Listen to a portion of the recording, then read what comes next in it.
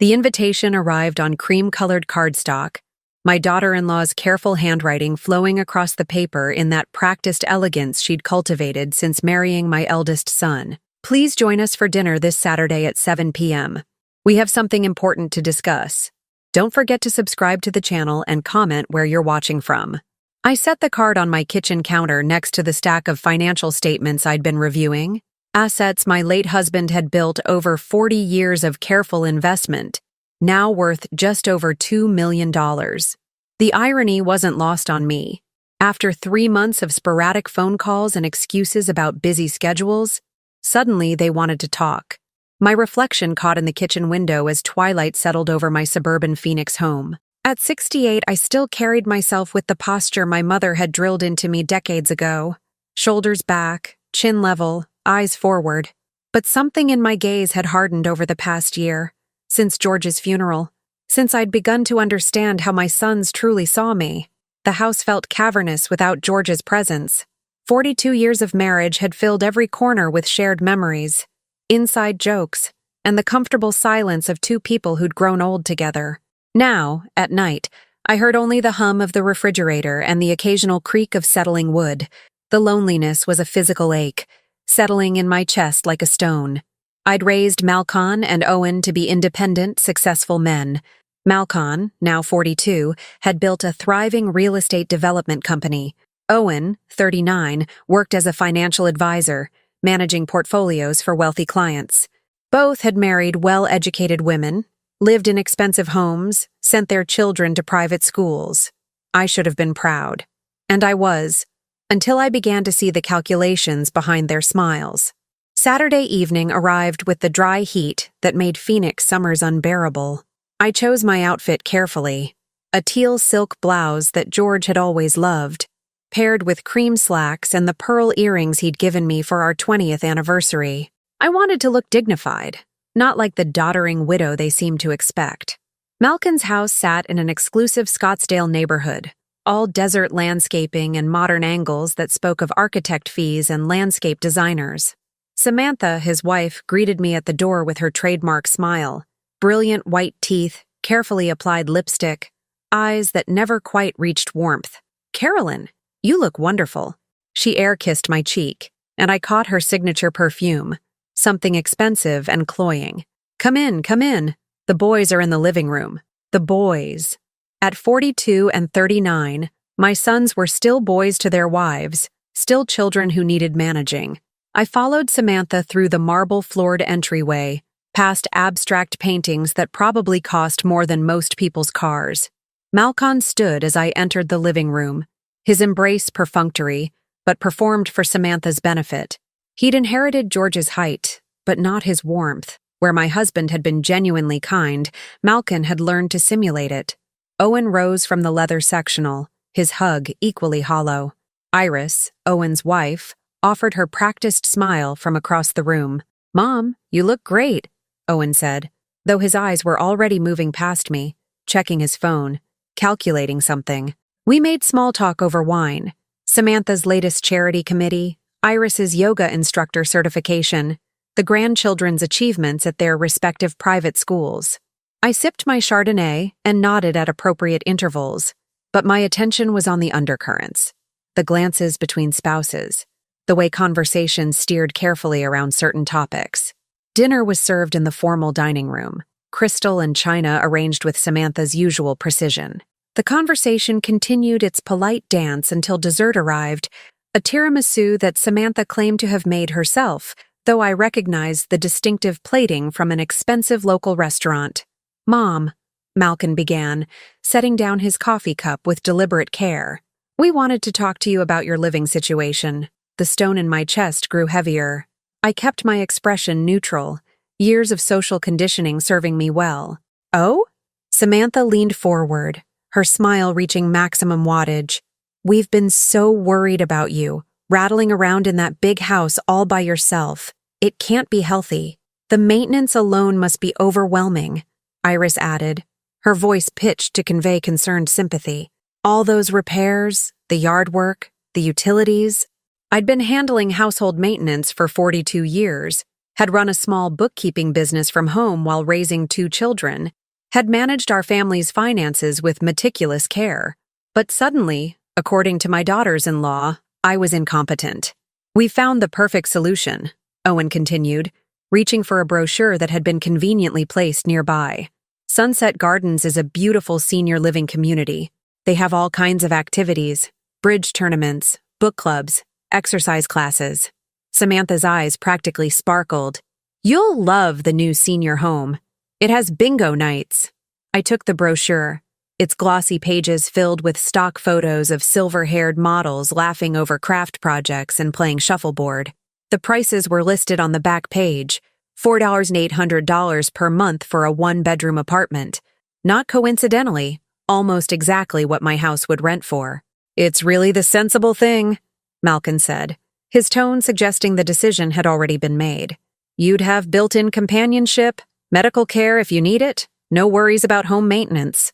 And think of the equity you'd free up from the house, Owen added, unable to keep the financial advisor's gleam from his eyes. We could help you invest it properly. Make sure it lasts. The room fell silent, except for the soft jazz playing through Samantha's expensive sound system. 4 pairs of eyes watched me, waiting for my response. They expected gratitude, perhaps some token resistance that they could gently overcome with reasonable arguments about my well-being. Instead, I folded my hands in my lap and smiled. It wasn't a warm smile. I'd learned, over the past year of carefully observing my sons and their wives, to deploy different varieties of expression for different purposes. How thoughtful of you all to plan my future, I said quietly. The silence stretched. Samantha's smile faltered slightly. We just want what's best for you, Mom, Malkin said, his voice carrying the slightest edge of impatience. I nodded slowly, as if considering their words. Inside, a cold clarity was settling over me like frost on a window. I thought of George, how he'd worked 60-hour weeks for decades to build our security, how he'd trusted our sons to care for me after he was gone, how naive we'd both been. When would this move happen? I asked, my voice steady. Well, Samantha said, relief evident in her brightening expression. The sooner the better, really. Sunset Gardens has a waiting list, but they have an opening next month. We could help you pack, of course. And we've already spoken to a realtor, Owen added. The housing market is strong right now. You could get top dollar. I studied their faces, eager, expectant, already counting their inheritance. They'd miscalculated my grief as weakness, my silence as compliance. They saw a lonely old woman, overwhelmed by widowhood, ready to be managed and controlled. They had no idea who they were dealing with. I'll need some time to think about it, I said finally. Of course, Malkin said quickly. Take all the time you need, but don't wait too long. Opportunities like this don't stay available forever. I gathered my purse, accepted their perfunctory hugs, and walked to my car with the same measured pace I'd maintained all evening. As I drove through the desert night toward my empty house, my mind was already working, calculating, planning. They wanted to warehouse me in a senior facility while they liquidated my life's work. They'd underestimated me completely. That was going to be their first mistake, but not their last. I didn't sleep that night. Instead, I sat in George's leather chair in our study, surrounded by the financial documents I'd been avoiding since his death. Bank statements, investment portfolios, property deeds, insurance policies, the paper trail of a life built on careful planning and delayed gratification. By dawn, I had a complete picture of my financial position. George had been more successful than even I'd realized. Beyond the house, worth approximately $850,000 in the current market, we had investment accounts totaling $1.3 million, a small rental property in Tempe worth $320,000, and life insurance proceeds I'd invested in CDs. The total was just over $2.1 million, enough to live comfortably for the rest of my life, enough to leave a substantial inheritance, enough to make my sons impatient. The phone rang at 8:30. Malcon's name appeared on the caller ID. Mom, just wanted to check in after last night. I hope we didn't overwhelm you with information. His voice carried that false warmth I'd grown to recognize, the tone he probably used with difficult clients. Not at all, I replied. measuring my words carefully. I've been thinking about everything you said. Good, good. And what are your initial thoughts? I could hear the eagerness he was trying to suppress. I think you may be right about the house being too much for me to handle alone. That's wonderful to hear, Mom. Really, it's the practical choice. I'd like to visit Sunset Gardens myself before making any decisions. Of course. Samantha could arrange a tour. She knows the director there. Of course she did. How convenient. That would be lovely. But I'd prefer to go alone first just to get my own impressions. A pause. Are you sure? It might be helpful to have someone there to ask the right questions. I'm quite capable of asking my own questions, Malkin. The edge in my voice was slight but unmistakable. Another pause. Of course you are. I'll have Samantha get you the contact information. After I hung up, I sat in the morning silence, watching dust motes dance in the sunlight streaming through George's study windows. 42 years in this house. 42 years of memories embedded in every room, every corner, every carefully chosen piece of furniture. The study held George's presence most strongly. His books still lined the shelves. Biographies of business leaders, investment guides, a collection of World War II histories he'd never finished reading. His reading glasses lay folded on the desk beside a half-completed crossword puzzle from the day before his heart attack. I picked up the glasses, traced the familiar worn spots on the arms where his fingers had gripped them thousands of times. If he were here now, what would he think of his son's behavior? Would he be as shocked as I was? Or had he seen signs I'd missed? The doorbell interrupted my thoughts. Through the front window, I saw Owen's BMW in the driveway. "Mom, I was in the neighborhood and thought I'd stop by," he said when I opened the door. Another lie. Owen's office was 30 minutes away, and this wasn't on the route to anywhere he needed to be. How thoughtful. Come in. He followed me to the kitchen, his eyes scanning the rooms with an appraiser's attention to detail. I'd noticed him doing this more frequently since George's funeral, cataloging our possessions with increasing boldness. "Coffee?" I asked. "Sure, thanks."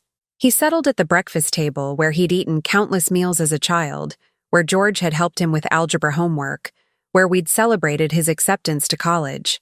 I prepared the coffee with deliberate slowness, using the time to study my younger son. Owen had always been the more transparent of my two boys, his emotions closer to the surface than Malkin's controlled facade. Today, his leg bounced with nervous energy. "So," he said as I set his cup down, "Malkin told me you're considering the senior community idea. I'm exploring all my options." "That's smart. Really smart." He sipped his coffee, then looked around the kitchen again. "This place holds so many memories. I know it must be hard to think about leaving." "Yes, it is. But you know, Mom, memories aren't tied to a building. They're in here." He tapped his chest, a gesture that might have seemed touching if I hadn't seen him check his watch twice in the past minute. "Is that what you think?" "Definitely. And honestly, the financial freedom you'd have from selling could really enhance your lifestyle. You could travel, maybe take some of those art classes you used to talk about." I sat across from him, noting how his eyes brightened when he mentioned the financial benefits. Travel does sound appealing. Exactly. And Iris and I were talking. We could help you manage the proceeds from the house sale. I mean, that's what I do for a living, right? Family should take care of family. There it was. The real reason for his visit. "You'd want to manage my investments?" "Only if you wanted me to. No pressure. But I could probably get you better returns than whatever conservative approach Dad was using." Conservative approach. George's careful, methodical investment strategy had built our wealth over 4 decades, weathering multiple market downturns through diversification and patience. But to Owen, it was merely conservative, code for insufficient, inadequate, leaving money on the table. "What kind of returns are we talking about?" Owen's eyes lit up. "Well, I've got several clients seeing 15, even 20% annual returns, with aggressive growth strategies, emerging markets, some cryptocurrency exposure." Cryptocurrency. I almost smiled. George would have laughed at the idea of gambling our life savings on digital tokens. "That sounds very ambitious," I said carefully. "The thing is, Mom, at your age," he caught himself, probably realizing how that sounded. "I mean, given your current life stage, you want your money working as hard as possible. Because I might not have much time left to enjoy it?" A flush crept up his neck. That's not what I meant. But it was exactly what he meant. In Owen's calculations, I was a diminishing asset, a temporary inconvenience before my wealth transferred to the next generation. Better to take risks with my security, since he and Malcolm would ultimately benefit from any gains, and wouldn't suffer from any losses. I appreciate your offer, I said, but I'll need to think about it. Of course. No rush. But his disappointed expression suggested otherwise. After he left, I called Sunset Gardens and scheduled a tour for the following afternoon. Then I made another call, to Adam Sandler, George's attorney and longtime friend. "Carolyn," Adam said when his secretary put me through. "How are you holding up?" "Better each day," I replied. "Adam, I need to ask you about something, hypothetically." "Of course. If someone wanted to protect assets from premature distribution, what options would they have?" A long pause. "Are we talking about protecting assets from creditors, or from family members who might have expectations about inheritance timing?" Adam had always been perceptive. "The latter." "I see. Well, there are several vehicles: irrevocable trusts, offshore accounts, certain types of annuities. It depends on the specific situation and goals. What if someone wanted to ensure their assets remained under their complete control during their lifetime, but also wanted to prevent others from pressuring them about financial decisions?" That's very doable. In fact, it's something I recommend to many of my clients, especially widows who find themselves receiving unwanted financial advice from adult children. His tone suggested this was not an uncommon scenario. "Could we meet sometime this week to discuss specific options?" "Absolutely. How about Thursday morning? And Carolyn, whatever you're considering, I want you to know that protecting your financial autonomy is not selfish. It's sensible." Thursday morning couldn't come fast enough. The tour of Sunset Gardens that Wednesday afternoon was exactly what I'd expected. The facility was clean, well-staffed, and efficiently designed to warehouse aging bodies with maximum profitability. The activities director, a determinedly cheerful woman named Barbara, showed me the craft room, the small library, the dining hall with its scheduled meal times and assigned seating. "We find that structure really helps our residents feel secure," Barbara explained as we passed a group of elderly people watching television in the common area. Several were asleep in their chairs.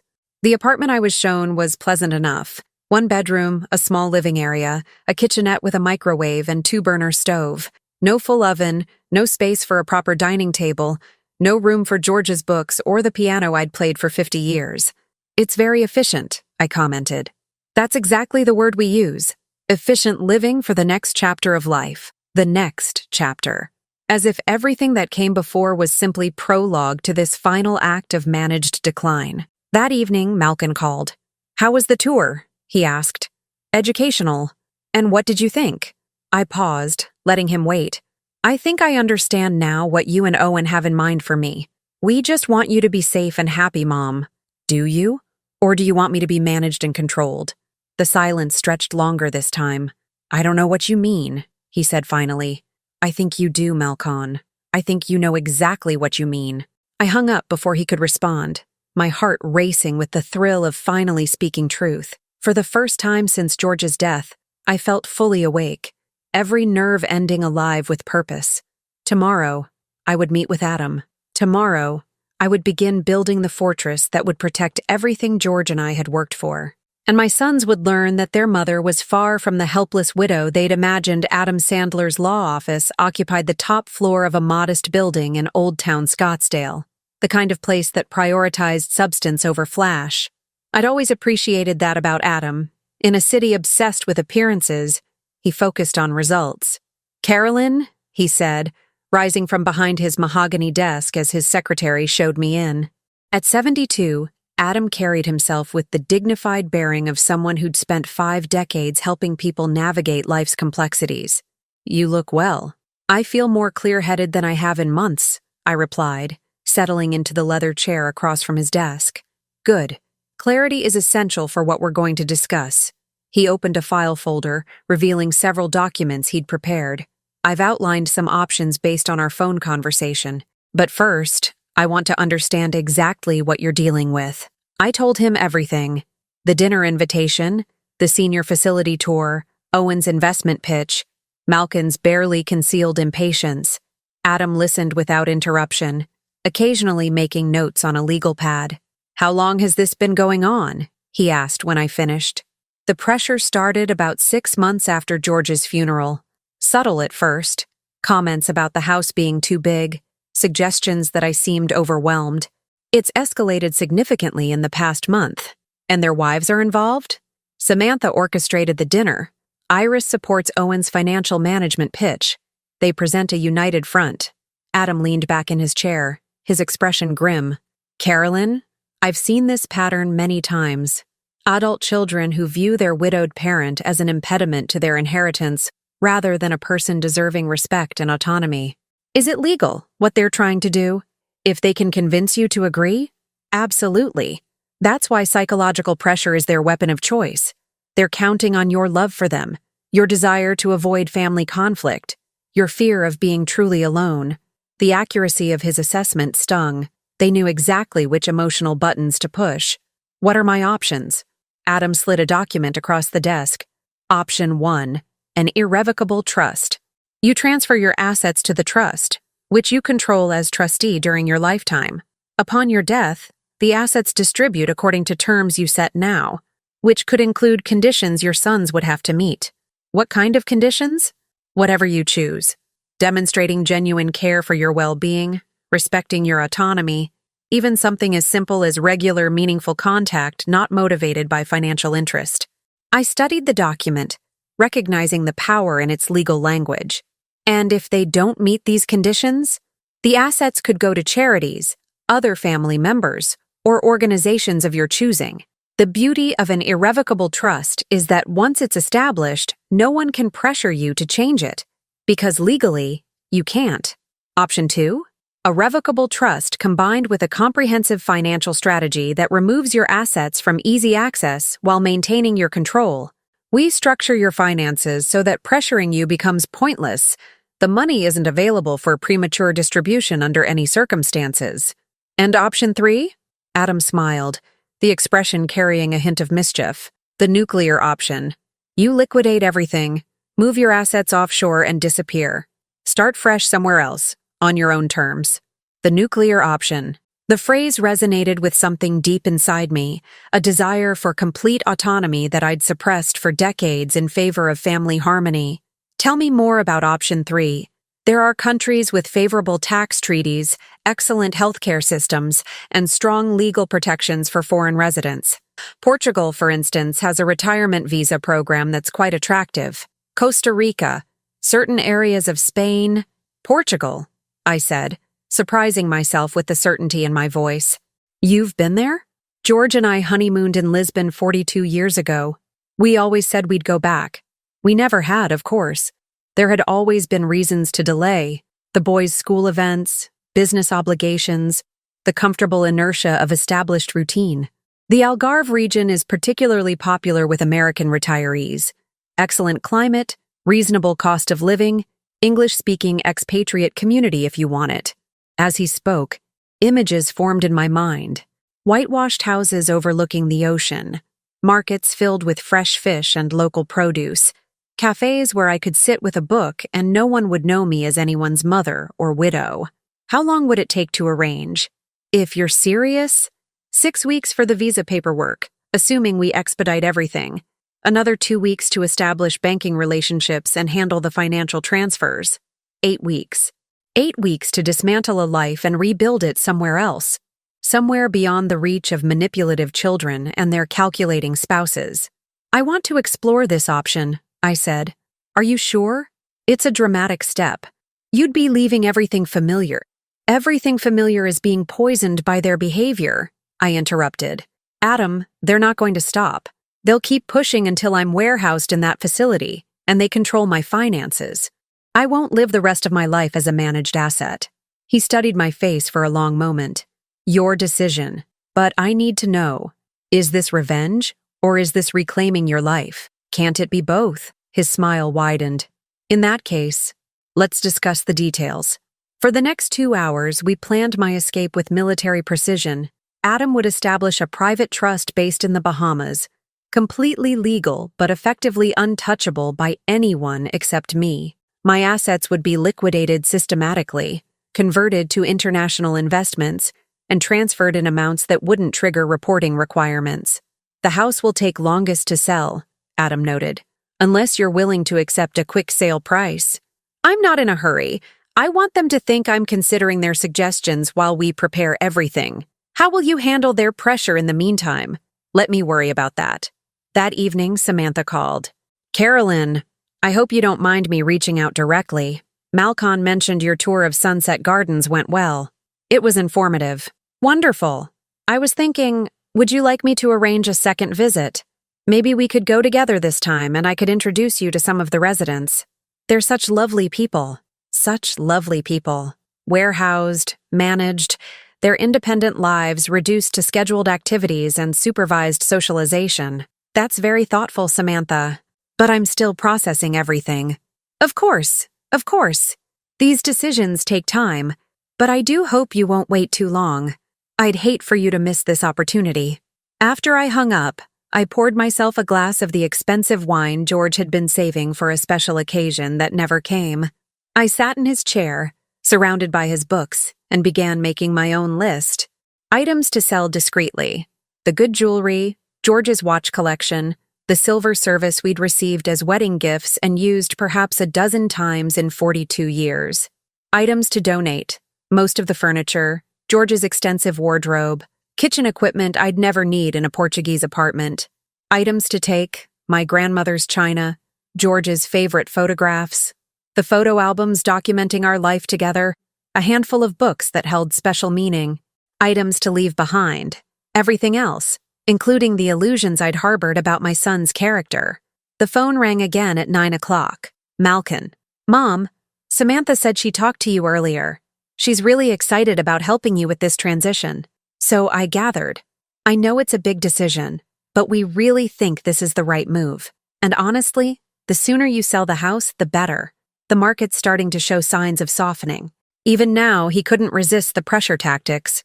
Malcolm, I've been thinking about what you said the other night. About Sunset Gardens? About family taking care of family. His voice brightened. Exactly. That's what this is all about. I agree completely. Family should take care of family. The question is, which family members have actually been doing that? Silence. I'm not sure what you mean, Mom. When did you last visit me without wanting something? When did you last call just to talk? When did you last show interest in my well-being that wasn't connected to my housing situation or my finances? That's not fair. We've been busy, but that doesn't mean we don't care. Busy for 8 months? Too busy to check on your widowed mother except when you need to discuss my living arrangements? Mom, you're being unreasonable. Unreasonable. The word men used when women refuse to be compliant. Perhaps I am, I said quietly. Perhaps I'm finally being unreasonable after being reasonable for 68 years. I hung up before he could respond. In the silence that followed, I felt something shift inside me, a loosening of bonds I hadn't realized had grown so tight. For decades, I'd prioritized harmony over honesty, peace over truth. I'd swallowed small hurts to avoid larger conflicts, accepted disrespect disguised as concern. No more. I walked to George's desk and pulled out the travel magazines he'd collected over the years, the ones filled with pictures of places we'd planned to visit someday. Portugal featured prominently. Sun-drenched coastlines, ancient cities, peaceful villages where life moved at a gentler pace. Someday had arrived. But first, I had a performance to deliver. The performance began the next morning with a phone call to Malcolm. I've been thinking about our conversation last night, I said, injecting just the right note of uncertainty into my voice. Perhaps I was being defensive. Mom, I understand this is overwhelming. It is. Everything feels so complicated without your father. I think I may need more help than I've been willing to admit. The relief in his voice was audible. That's completely natural. Dad handled so much that you probably didn't even realize. George had handled the lawn care and car maintenance. I'd managed everything else. The investments, the taxes, the household finances, the social calendar, the family logistics. But I let Malcolm believe his narrative. Would you and Owen be available to meet this weekend? I'd like to discuss the practical aspects of making some changes. Absolutely. Saturday afternoon? We could meet at your house, go through some of the details. That would be perfect. Over the next 3 days, I played my part with Academy Award precision. I asked Samantha tentative questions about Sunset Gardens meal plans.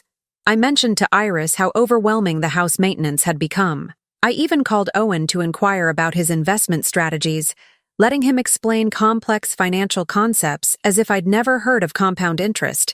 Meanwhile, Adam worked with military efficiency. Documents were prepared, accounts were identified for transfer, and contacts were established with Portuguese banks and real estate agents. We moved with the careful choreography of a heist film, each step calculated to avoid detection. The key, Adam explained during one of our clandestine meetings, is to make the transfers look routine. We'll start with smaller amounts, your dividend payments, some CD maturations that were scheduled anyway. Nothing that would trigger their attention if they're monitoring your accounts. Are they monitoring my accounts? Owen's a financial advisor. If he's as calculating as you've described, he's probably found ways to track your general financial activity. Not illegal if you've given him access, even informally. The thought that Owen might be spying on my finances should have shocked me. Instead, it confirmed what I'd already suspected about the depth of their manipulation. On Friday afternoon, I received an unexpected visitor. My sister Patricia, who lived in Denver and rarely traveled, stood on my doorstep with a worried expression. "Carolyn, I'm concerned about you." "Patricia, what a surprise. Come in." She followed me to the living room, her eyes taking in the space with the same appraising attention I'd noticed in my son's. "Malcolm called me," she said. "He's worried about you living alone, and honestly, after talking to him, I am too." Of course. They'd enlisted reinforcements. "What exactly did Malcolm tell you? That you've been struggling since George died? That you're overwhelmed by the house? Confused about financial matters? Resistant to help? He thinks you might be having some memory issues." Memory issues. The classic accusation used to undermine elderly women who refuse to be compliant. "And what do you think, Patricia?" She studied my face carefully. "You seem fine to me. Maybe a little thinner, but that's normal after losing a spouse. Your conversation is perfectly clear. Then why are you here?" Because Malcolm was very convincing. He painted a picture of a sister who was declining rapidly and too proud to admit it. He said you'd been making irrational decisions, talking about selling the house and moving somewhere ridiculous. Ridiculous? He mentioned Portugal.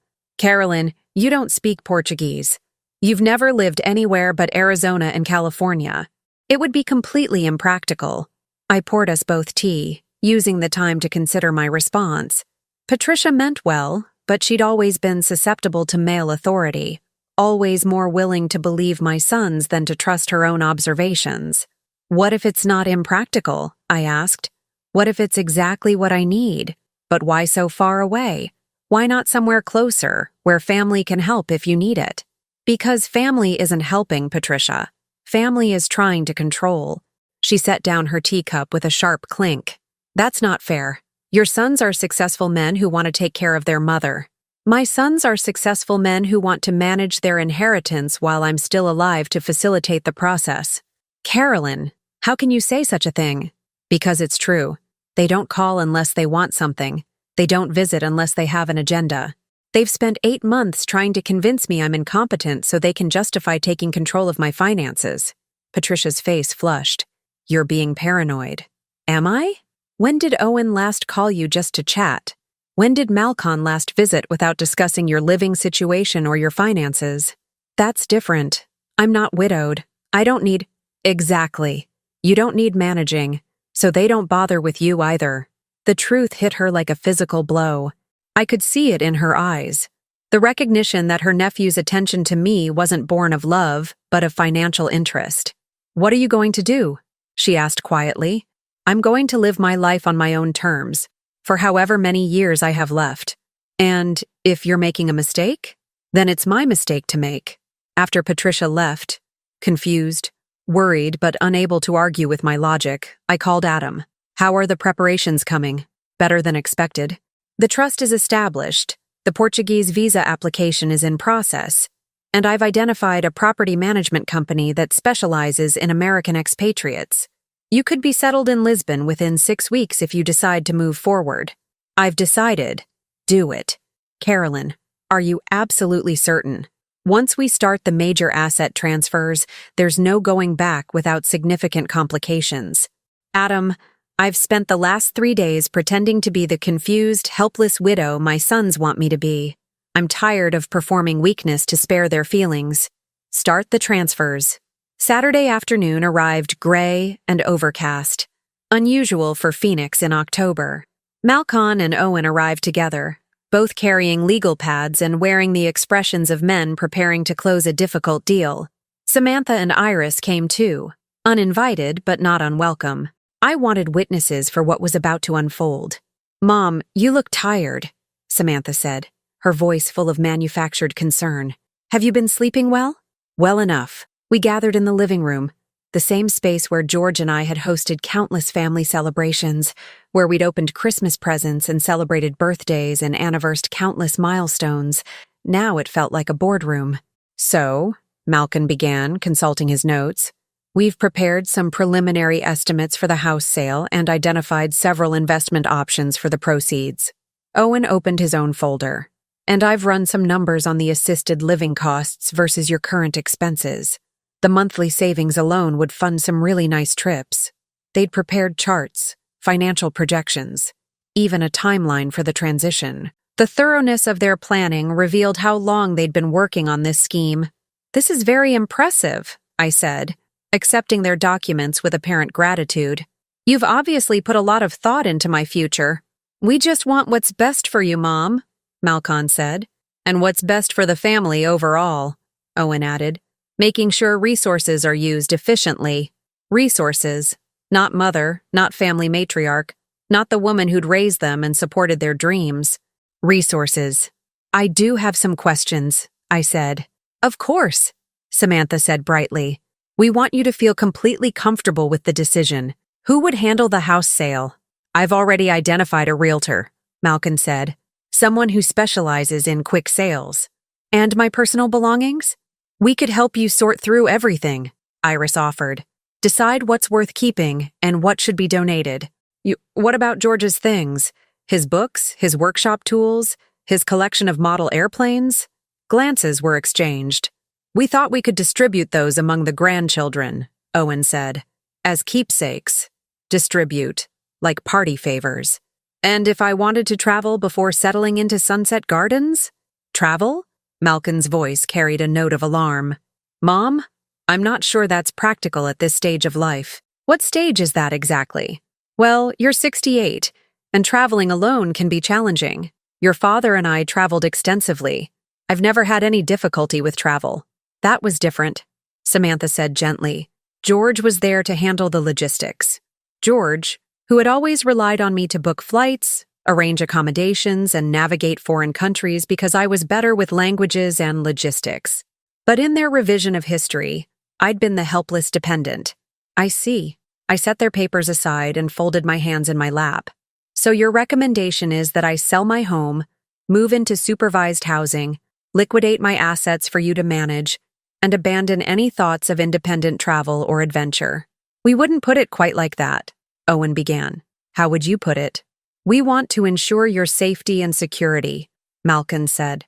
Whose safety and security? Yours, of course. Really? Because it sounds like you want to ensure your financial security by eliminating any possibility that I might spend my inheritance on myself. The room went silent except for the tick of George's grandfather clock. 4 faces stared at me with varying expressions of shock and dismay. Mom, Malcolm said carefully, I think you're misunderstanding our intentions. Am I?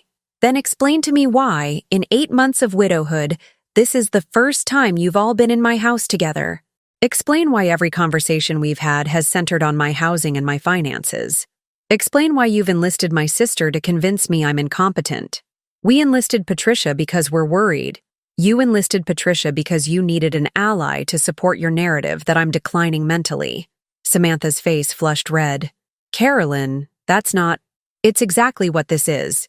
You want me manageable, controllable, and grateful for your intervention. You want to be heroes saving their helpless mother while conveniently gaining access to her assets. I stood, moving to George's desk where I'd placed a single sheet of paper. I have something for you. I picked up the single sheet of paper from George's desk, feeling the weight of this moment settle around me like a mantle. 4 pairs of eyes watched me with growing unease as I returned to my chair. This is a letter I wrote to your father shortly after his diagnosis, I began, my voice steady and clear. He was so worried about leaving me alone, so concerned about whether you boys would take care of me. I promised him you would. Malkin shifted uncomfortably. Mom, we are taking care of you. Let me finish. The authority in my voice silenced him instantly. George made me promise something in return. He made me promise that I wouldn't let anyone, not even family, treat me as less than I am. He said the worst thing that could happen to me wasn't being alone, but being surrounded by people who saw me as a burden to be managed rather than a person to be respected. I looked at each of their faces, memorizing this moment. Your father was a wise man. What does this have to do with... Owen started. Everything. I set the letter aside and reached for another document. This is a copy of the trust agreement I established 3 weeks ago. All of my assets, the house, the investments, the life insurance proceeds, everything, have been transferred to an irrevocable trust. The color drained from Malkin's face. What are you talking about? I'm talking about protecting myself from exactly what you're trying to do to me. I opened the document, scanning the legal language that had become as familiar as a prayer. The trust ensures that my assets remain under my complete control during my lifetime, but cannot be accessed by anyone else under any circumstances. You can't do that, Owen said, his voice rising. Those assets are part of the family estate. Those assets belong to me, earned by your father and me over 42 years of marriage. Not gifted to you, not promised to you, not held in trust for your benefit. Samantha's mask of concerned daughter-in-law finally slipped. This is insane. You're being manipulated by someone. That lawyer is taking advantage of you.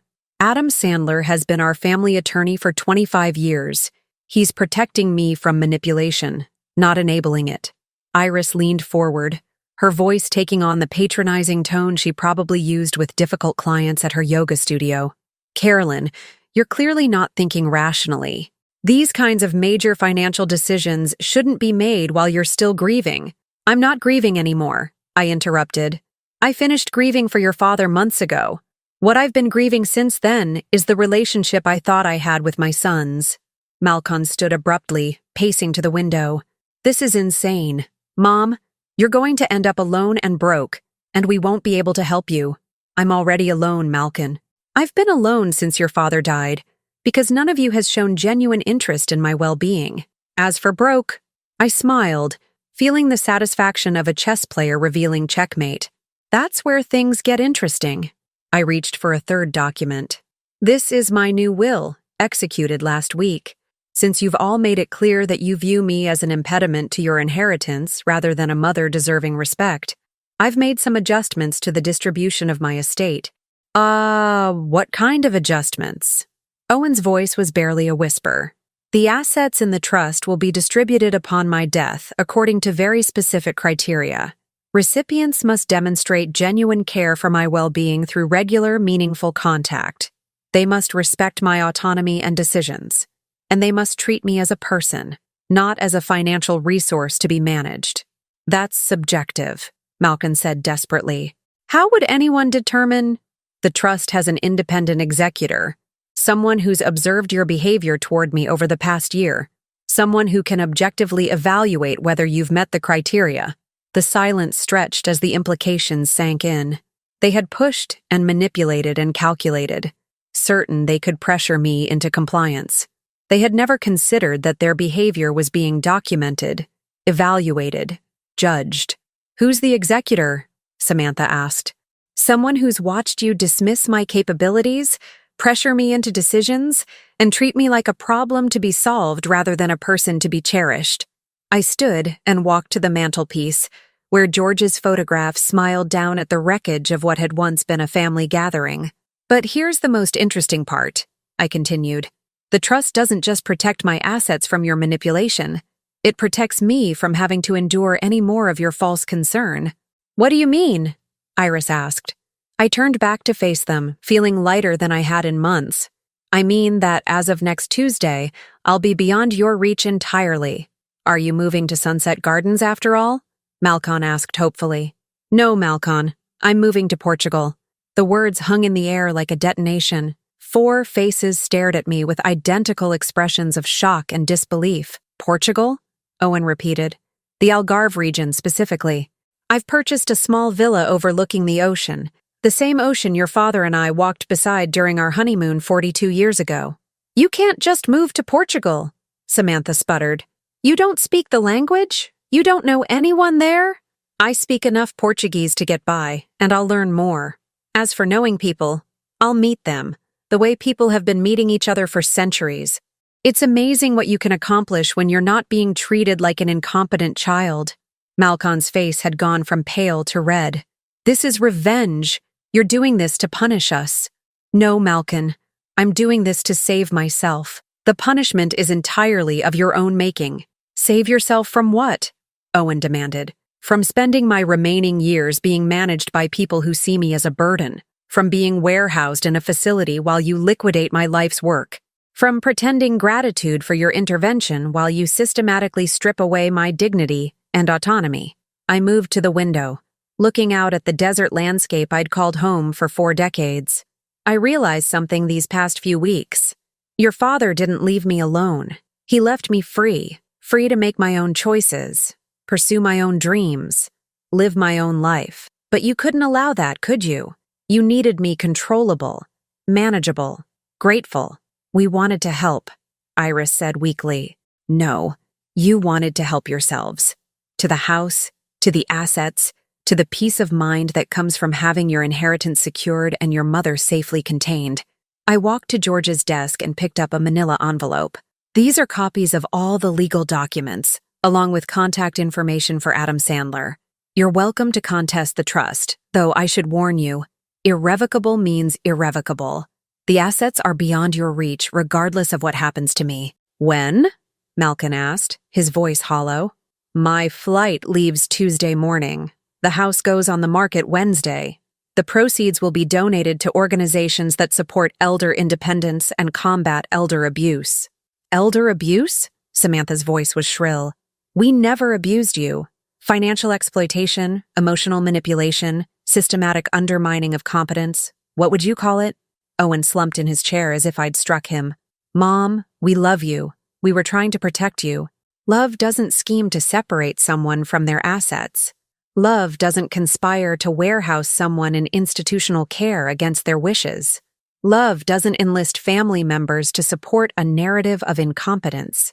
I stood before them one final time, these 4 people who had forced me to choose between my dignity and their approval. I choose dignity. The room erupted in protests, pleas, accusations. Malcon demanded I reconsider. Owen threatened legal action. Samantha accused me of being vindictive. Iris predicted I would die alone and regretful. I listened to it all with the detached calm of someone who had already departed emotionally.